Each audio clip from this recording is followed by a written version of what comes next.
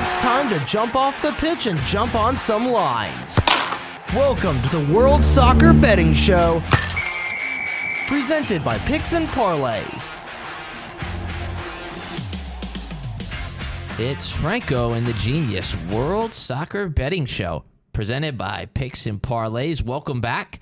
And today we've got Group C action. Sean. It's the World Cup. We're talking about the World Cup here. It's the World Cup show. It's the World Cup. Yeah, this is group, yesterday if you're watching, we had Group A and Group B. We're still a few days out here, 5 days, 4 days, whatever it is, out from the World Cup here. So still going through C and D. Make sure you tune in later for Group D as well. Like, subscribe, ring the bell, and all that good stuff. Obviously, everyone's going to be focused on Lionel Messi in this group and Argentina, but Well, let's tell them who's in the group.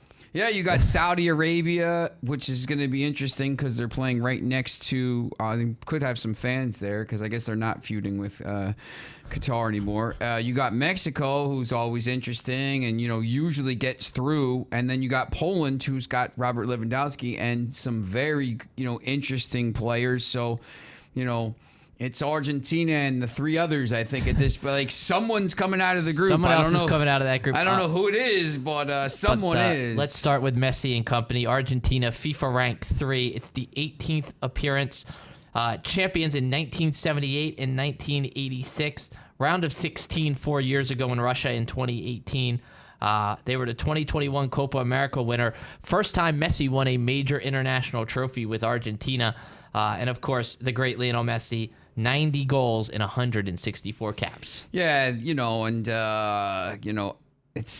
Messi's still. You watch him play for PSG when he playing with Neymar and Mbappe and some of these other guys. He's obviously one of the top 2 players to ever play, arguably.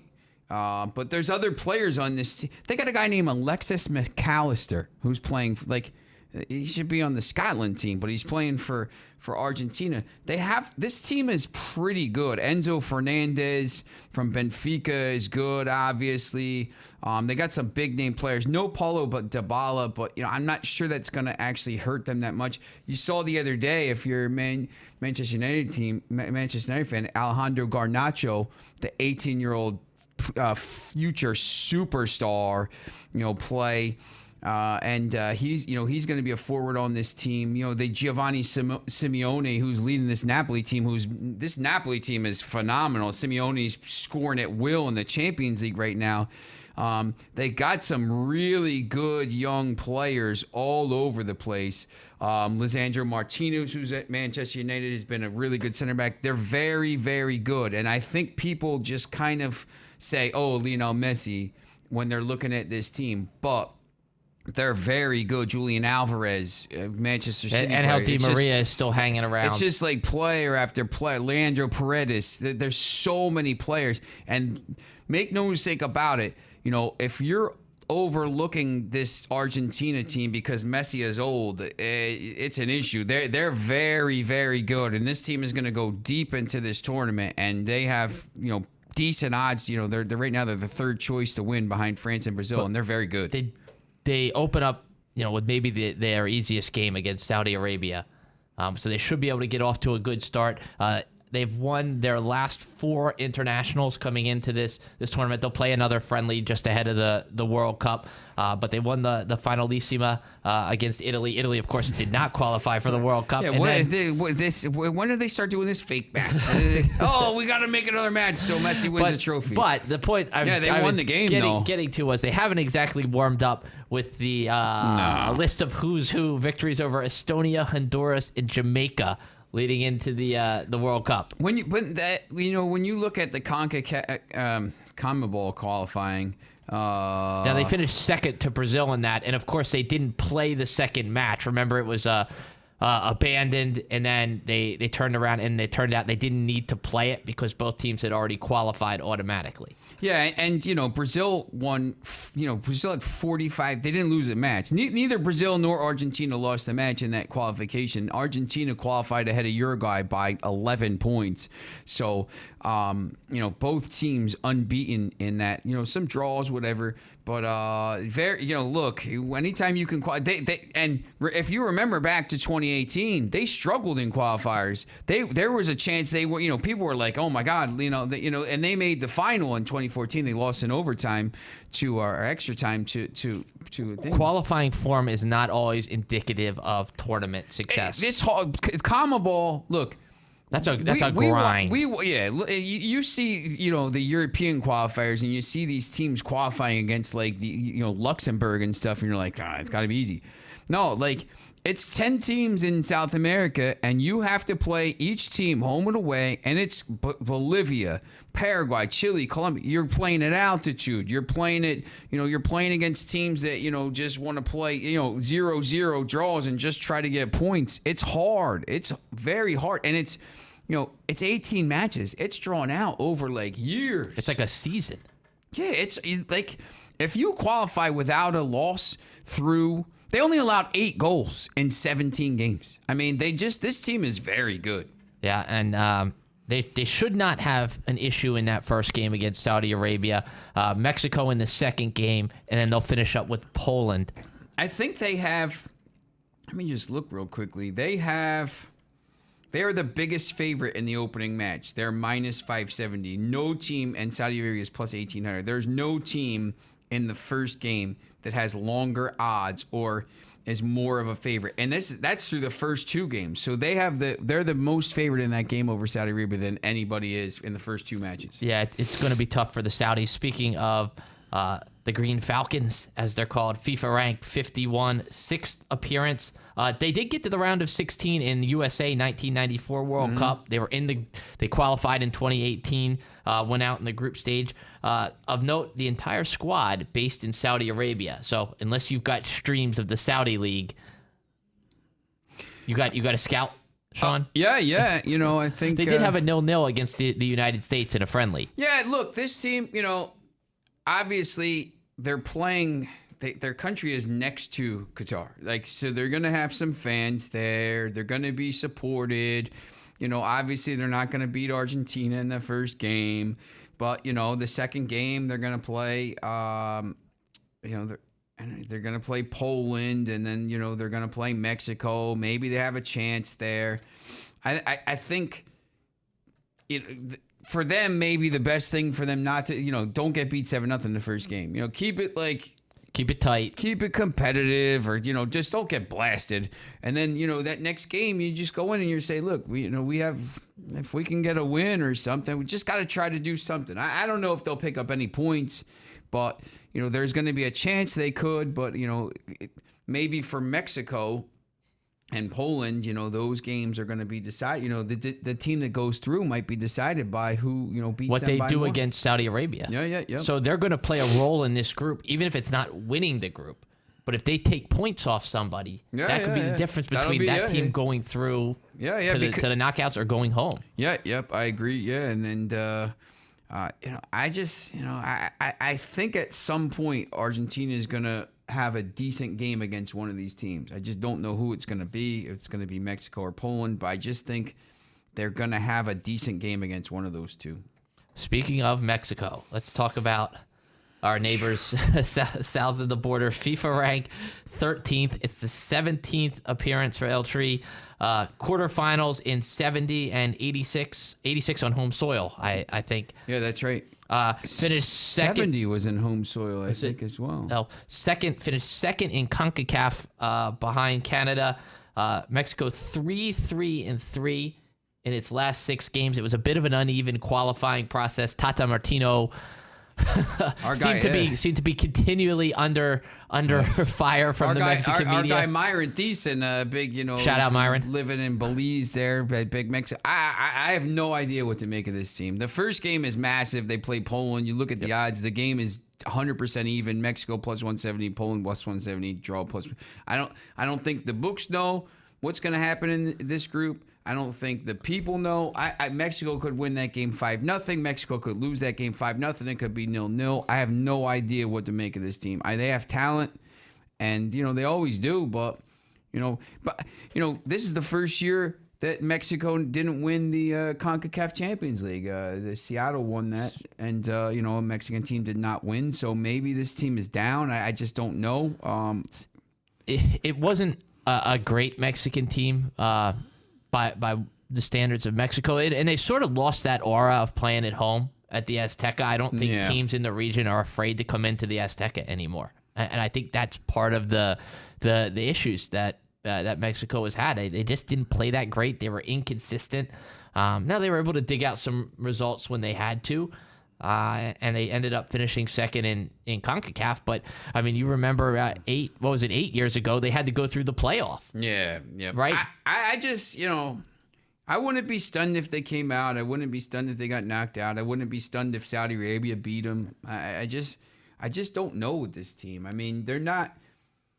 Who's scoring their? Who's the guy? Look, Raul Jimenez, right? With Wolves, of course. And that's it. Look, that's a nice human interest story there too. Coming back from that, he hasn't done anything for Wolves. Wolves have been but terrible. He hasn't done any. Yeah, Wolves not having a good year. He's just not been the same player. Maybe next year, but he hasn't been. He's 31. Tecatito Corona is 29, playing for Sevilla.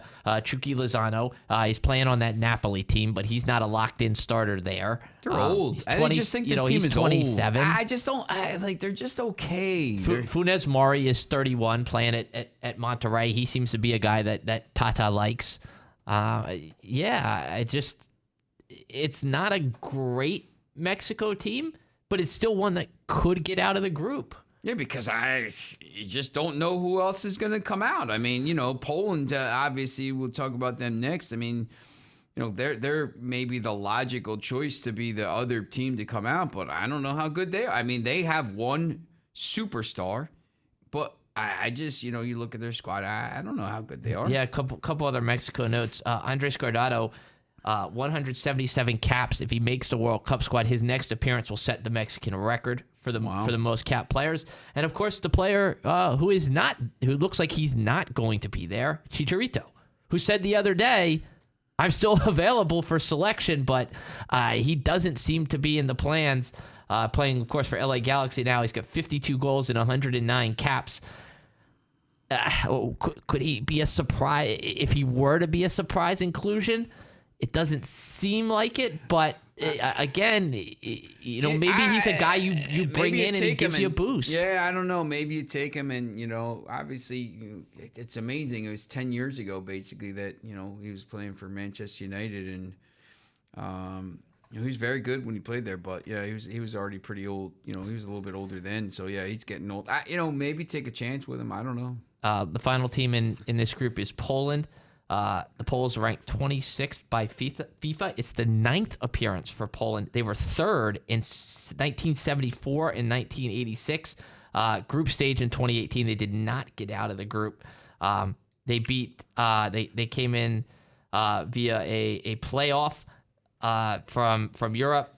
Robert Lewandowski, of course, we will talk about him. He is a legit superstar with Barcelona now. Of course, a long time with Bayern Munich. 76 goals in 134 caps. The only victories, though, for Poland since they qualified, though, are against Wales twice in the Nations League. It's interesting because, you look through their... sometimes I try to look through the squads and see, where people are playing. And obviously, they have some players playing for Napoli and whatever. But, Jacob Moder is playing for Brighton and Hove Albion. Matthias Klick is playing for Leeds. They got some players playing in England. Matty Cash, obviously, who's been very good for Aston Villa. Jan Bednarek. They have some players playing in some big leagues and playing for some big teams. To me...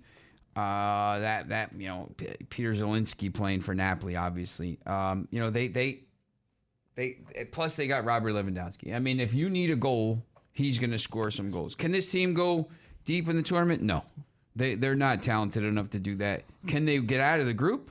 Yeah, I think they could. I think that'd be, I think they'd be pretty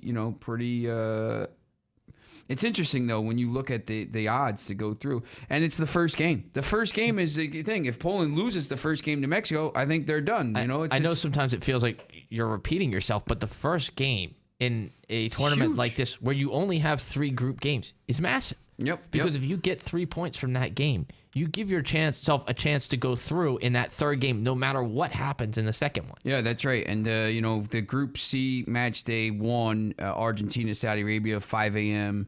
Eastern time. Once again, all these times are Eastern. So, adjust accordingly wherever you are on November 22nd. Or set your alarms accordingly wherever you are. I don't think I'm getting up for that. Mexico, Poland, November 22nd at 11. Massive game. Second game's Poland, Saudi Arabia, November 26th at 8 a.m. That's the Saturday after Black Friday. Argentina, Mexico at 2 p.m. I think that's going to be a big-time game. There's going to be a lot of people here getting ready for that as well. And the match day 3 is on November 30th, both games at 2 p.m. Obviously, the match day 3, all the games for the group start at the same time, so there's no funny business. Poland, Argentina could be big. Saudi Arabia, Mexico could be big. You got any upsets in this?